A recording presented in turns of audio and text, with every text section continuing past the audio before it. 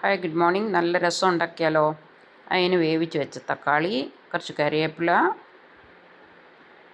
2 തക്കാളിയാണ് എടുത്തിട്ടുണ്ട്. അത് നന്നായി വേവിച്ചെടുക്കുക. എന്നിട്ട് അതിൻ്റെ തൊലി കളയും ഞാനങ്ങ്. പിന്നെ നമുക്ക് കുറച്ച് വെളുത്തുള്ളി, കുറച്ച് ജീരകം, അത് ഒന്ന് ചതച്ചെടുത്താൽ മതി.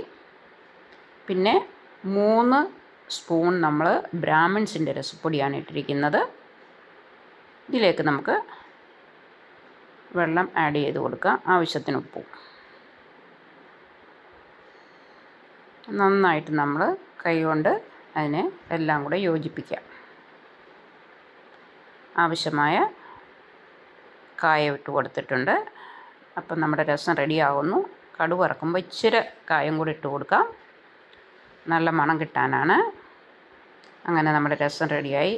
Okay, thank you.